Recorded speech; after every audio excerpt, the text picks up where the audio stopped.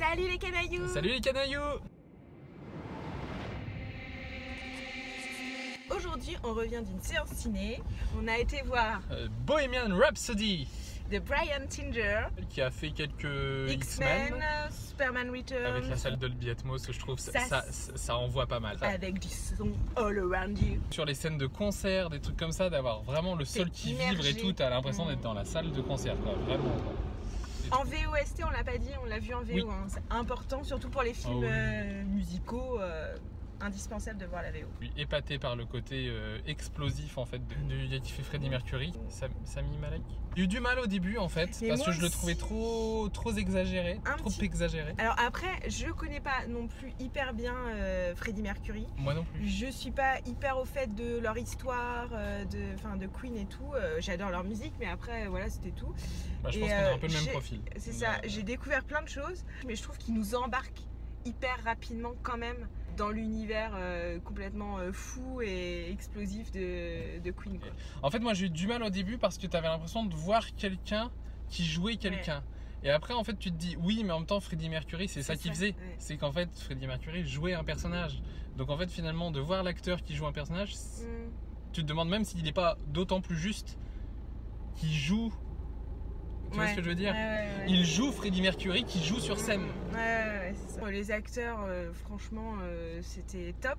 Je mets juste un bémol sur la dernière scène que j'ai eu un peu du mal avec la réalisation qui était trop différente. La scène de concert là. Je trouvais ça dommage en fait de finir là-dessus.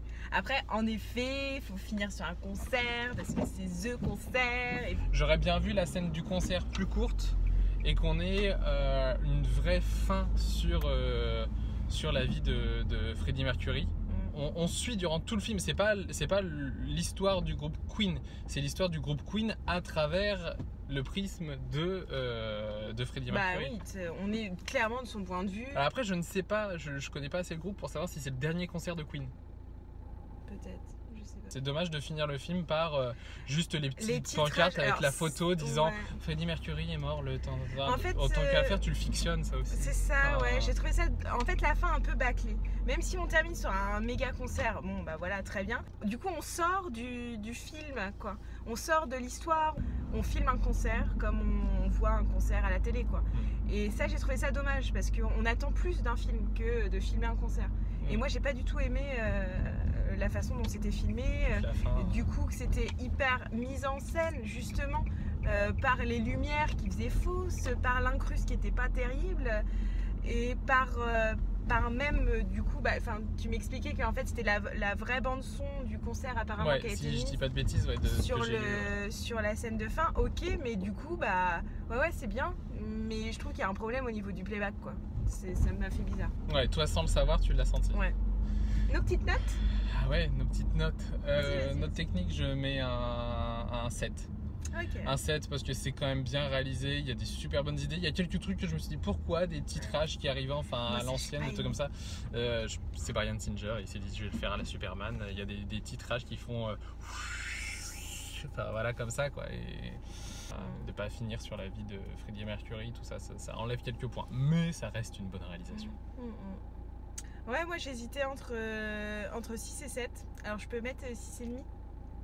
Parce que la dernière scène m'a vraiment dérangée et on finit là-dessus, donc c'est un peu problématique. Alors autant il y a des cadres que j'adore, où on a des décadrés, où on le voit seul, j'ai trouvé ça vachement bien, mais il aurait pu faire vachement plus esthétique. Il y a quand même un sacré travail de lumière. Oui, mais moi j'en voulais plus. D'accord, ok.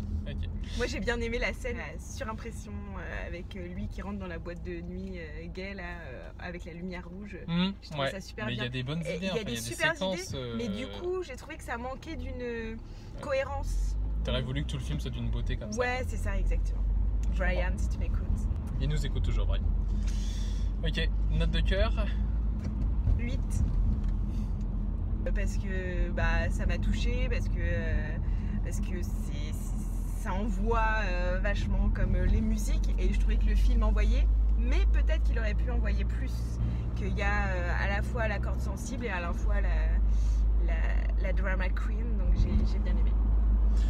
Moi je mets un 9 parce que il qu'il est vachement touchant comme film. Enfin, du coup, le personnage de Freddie Mercury est vachement touchant. Tu peux dire que t'as versé ta petite larme. La note de cœur ne va pas uniquement au réalisateur, quoi. Je veux dire, Mais forcément, oui, le Queen, rien que les musiques, elles portent, mais en même temps, elles sont bien utilisées.